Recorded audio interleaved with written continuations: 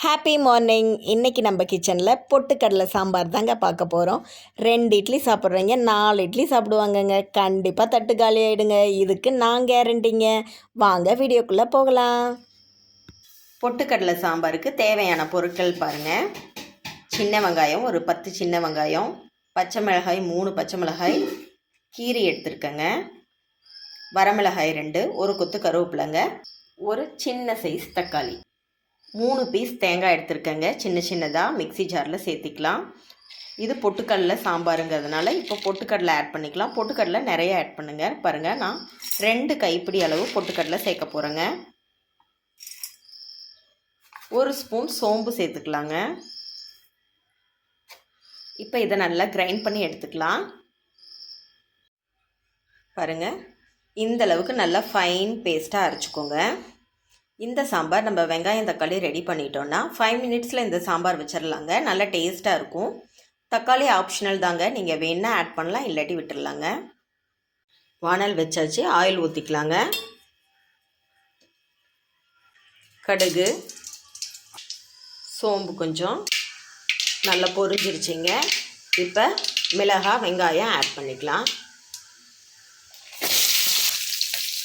வெங்காயமும் மிளகாயும் நல்லா வதங்கட்டுங்க. நம்ம எந்த தூளும் ஆட் பண்ண போகிறதில்ல, அதனால தான் நம்ம பச்சை மிளகாய் வரமிளகாய் ரெண்டுமே நம்ம சேர்த்திருக்கோம். சரிங்களா? இந்த காரமே இந்த பொட்டுக்கடலை சாம்பாருக்கு நல்லா இருக்குங்க. இந்த சாம்பார் வந்து எல்லோ கலரில் இருக்குங்க.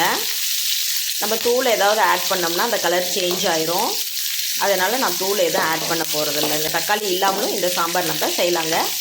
நல்ல டேஸ்ட்டாக இருக்கும். இட்லி தோசைக்கு நல்ல காம்பினேஷனுங்க. ஒரு தக்காளி தான் நான் எடுத்துருக்கேன். தக்காளி அதிகமாக வதங்க தேவையில்லைங்க. தக்காளி கொஞ்சம் முழுசாகவே இருக்கணும், அப்போ தான் சாம்பார் நல்லா இருக்குங்க. இப்போ தக்காளி ஆட் பண்ண உடனே நம்ம அரைச்சி வச்ச பேஸ்ட்டை சேர்த்திக்கலாம். நம்ம தேவைக்கேற்ப தண்ணி சேர்த்திக்கலாம். 1/2 ஸ்பூன் மஞ்சத்தூள், தேவையான அளவு கல்லுப்பு, நல்லா மிக்ஸ் பண்ணி விடுங்க. அவ்வளோதாங்க. ஒரு 5 நிமிஷம் கூட ஆகாதுங்க இந்த சாம்பார் நம்ம ரெடி பண்ணுறதுக்கு. டக்குன்னு செஞ்சிடலாம். நல்ல டேஸ்ட்டாகவும் இருக்கும்.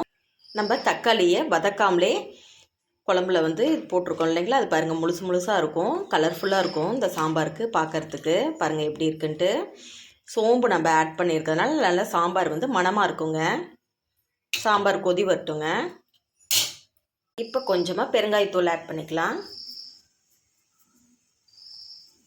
சாம்பார் நல்லா கொதிச்சிருச்சு. நம்ம இப்போ கொத்தமல்லி தூவி இறக்கிடலாங்க. ஃப்ளேம் ஆஃப் பண்ணிடலாம். கொத்தமல்லி தூவிடலாம். அவ்வளோதாங்க, சாம்பார் ரெடிங்க.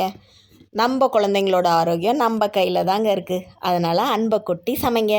நம்ம சேனலை சப்ஸ்கிரைப் பண்ணிவிடுங்க. தேங்க்யூ.